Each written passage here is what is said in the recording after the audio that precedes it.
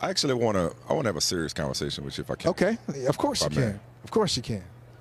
Like an honest. All right, let's go. Let's do it. Just need you to help me through something. All right, let's go. So, the ongoing conversation we've been having since last week, since the Flores lawsuit. And we've been having conversations about the Rooney Rule and opportunities for black people in the NFL for 20 years. At least. Oh, yeah. Yeah. At least since At the least, Rooney Rule. yeah. But it's gone back farther than that, Right. of course. But I'm specifically talking about The Rooney my Rule, career. yeah, I'm saying for me. Just the Rooney Rule I've been itself. doing this for 20 years. Yeah. And I don't know what it is. I don't know if it's, age, maturity, experience, or if it was just the depth of the lawsuit. It was something about last week that just kind of, got me feeling conflicted, man. Like, as I was preparing, as I was packing, as I was preparing to come out here and cover the Super Bowl, the privilege, the assignment, the plum assignment that is covering the Super Bowl. Great. We already Yep. talked about it off top. We're part of the pregame show on Sunday. Yeah. I couldn't help but just kind of feel like, we're raging against the machine, but still helping to feed the beast. Like, are we part of the reason why the NFL for so long has been able to do business like this? Because we're contributing to our national obsession. Like, the show goes on regardless of concussion, regardless of controversy, regardless of institutional racism. Right. This country's obsessed with professional football.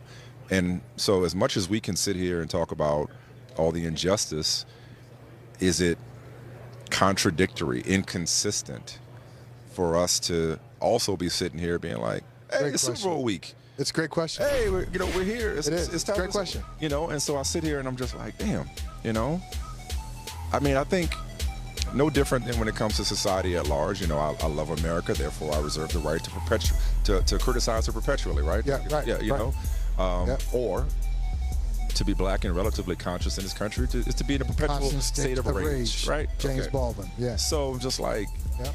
okay, if we love this game, we love this sport, as I talked about, last week, there is no NFL as we know it without the contributions of black scouts, black coaches, black executives, black players, especially, black players, obviously, primarily, for the most part exclusively, relative to the numbers of coaches and executives, or lack thereof. It's just kind of like, it just hit me. I'm just like, damn, Are we part of the reason why the NFL always wins and is indestructible? And are we part of the problem? Like, is the only thing, if the only thing they understand is their bottom line, and if nothing's going to affect the bottom line, because I mean, bro, we work for NBC. Right. We are technically partners with The Empire. NFL. The Empire. Part of the Empire. Right? In there. You understand? Am I Yes. making sense? You are making sense. I'm not trying to over-dramatize No, this. you're not. But this was on my mind for the last few days. Yeah. All right. So you said the NFL will go on regardless. And I think we may have talked about it on the show. If we didn't talk about it, I meant to talk about it. That list comes out, the top 100 television shows. Who's watching the top 100 television shows? And I think out of those 100, 75, highly rated, 75 of 100 were football. Yeah. And the other ones were, sports was in there. Olympics was in there. A couple of episodic, TV series were in there. But mostly it's football. Yeah. So if football is going to go on with or without us, imagine what would happen if we're not in it. And I don't want to give ourselves like so much credit that, we are changing. We're changing the way people think, and we're changing the way people move and operate. But if you take out Michael Smith, if you take out Rodney Harrison, Tony Dungy, if you take out people who are really having thoughtful conversations about where we are in this league, and there's no pushback whatsoever, it's actually worse. Right? Isn't it worse? Yeah. I mean, there are two ways of looking at it, and they're all at least two ways, probably myriad ways. But one approach is boycott it. I saw it the other day on Instagram. Yeah. It was actually a pastor who said boycott the NFL. Yeah. So why are we doing this? Which a lot of people turned it off after Kaepernick. They said, and that's what he brought up. He was like, they haven't changed since Kaepernick. Mm-hmm. They acknowledge that, we should have allowed players to protest, but they acknowledge that in the aftermath of George Floyd's murder, right? Yet they still didn't bring Kaepernick back to the league. And now we continue to run into this brick wall of coaching, and we act like something's going to change, but they haven't changed because they don't since have Kaepernick. to. Right. So he's saying boycott. Mm-hmm. And then there are others who are saying, and it's just like whether it's football or a political conversation, there's always like this binary thing. Boycott it, get away from it, or go within the system, try to work within the system, try to have conversations, speak truth to power, and move people, off of their positions, or get them to consider a different perspective.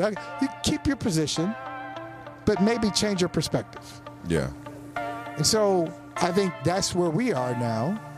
And to be completely honest, we've got a job to do, Yeah. I mean, so it is the right thing to do. All right, Sarah, turn the volume down. Sarah, turn the volume down. It's the right thing to do to walk away. Is it to resign the position in protest? Right. And not be part of the machine. Yeah. I mean, listen. To step outside of the empire, because it really is difficult. I remember doing this a couple of years ago for my students. I actually drew it, and it kind of came up with them. I was like, ooh, that's kind of scary. I had this idea, but it kind of went further than I thought. I was saying to them how hard it is. I said, think about the exercise was supposed to be about using an original voice. Use your original voice. Yeah. And I was saying how hard it is to be original when you are part of empire. So I drew this big square on the board, and I put NBC and CBS and ESPN and ABC and Fox all in there, and I put newspaper reporters who need access, and radio, Radio Row, all these things, GMs, coaches. Okay, and they're all a part of it. How difficult is it to attack that mountain when you're in it? Yeah. And if you are attacking it, does anybody notice?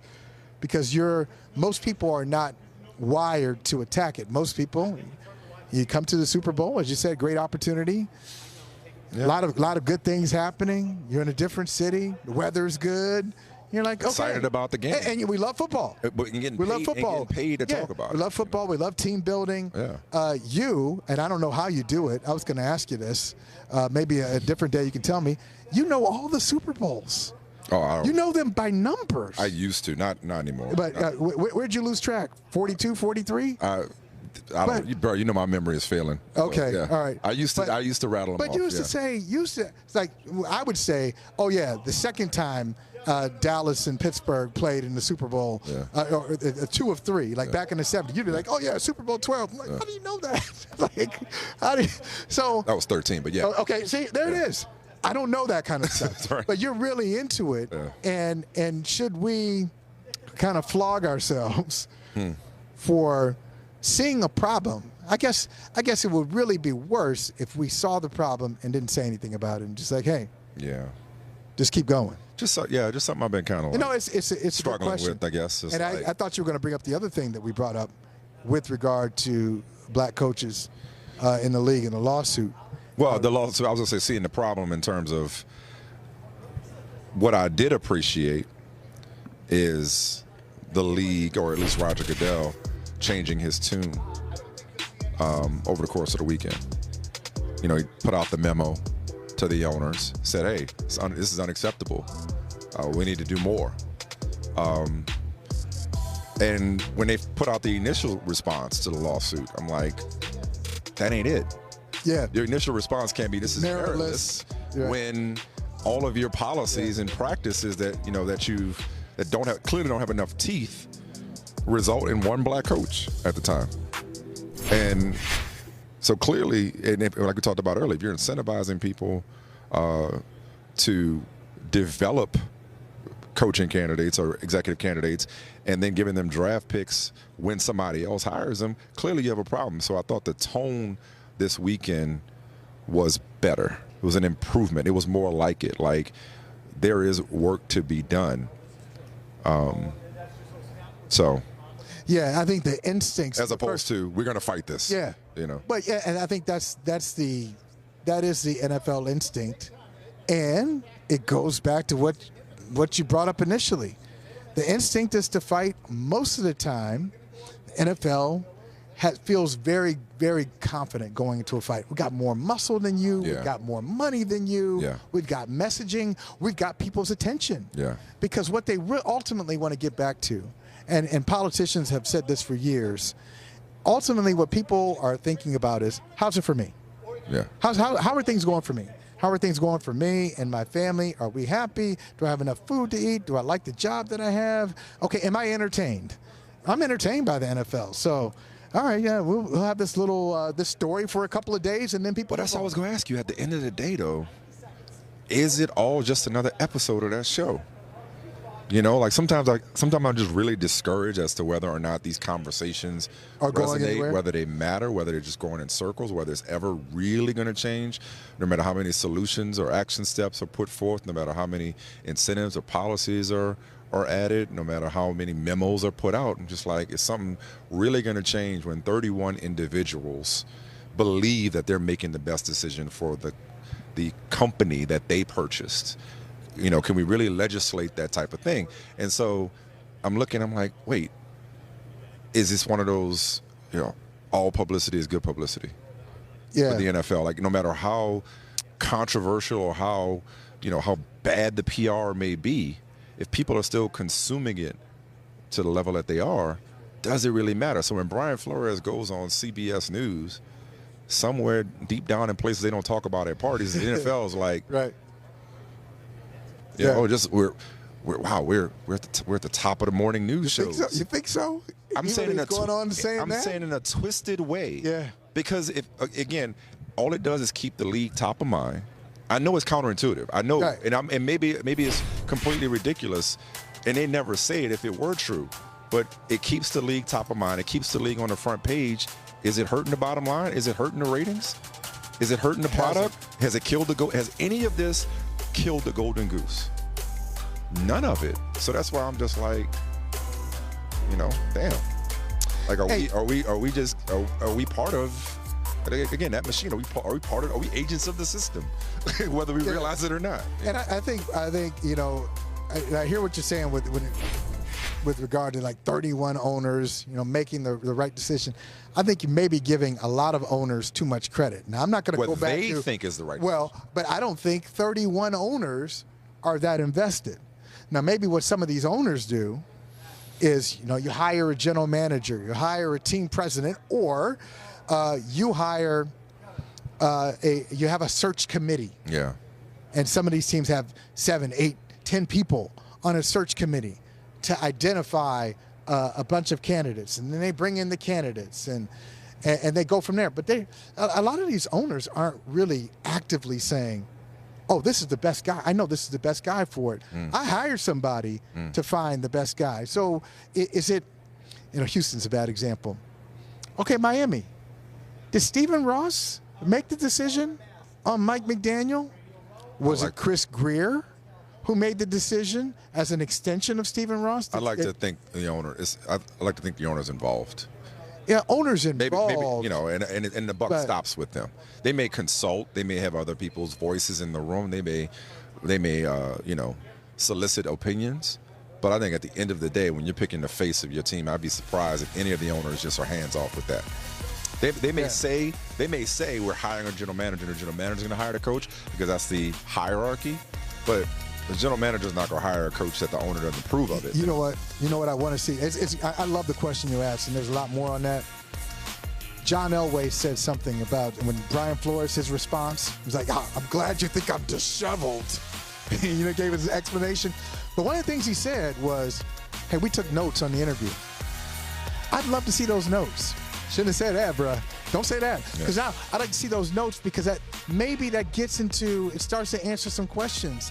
He said, I thought the interview went well. That's what he said publicly. That was one of the demands from Flores, more transparency. I'd like to see that. With the decision making. That might get us somewhere, especially if you can go side by side. I think that's what he looked for, side by side, okay? You went with candidate A over candidate B. Why? What did you write about A? What did you write about B? And is that square with what that candidate felt? Because like sometimes, sometimes you never interviewed for the job, man. You've always been a golden child. But, for the rest of us, when you nail an interview, you know it. Yeah. Hey, thanks for watching Brother from Another on YouTube. Make sure you hit subscribe before you leave, and be sure to watch us 3 to 5 p.m. Eastern Time on Peacock. Appreciate you.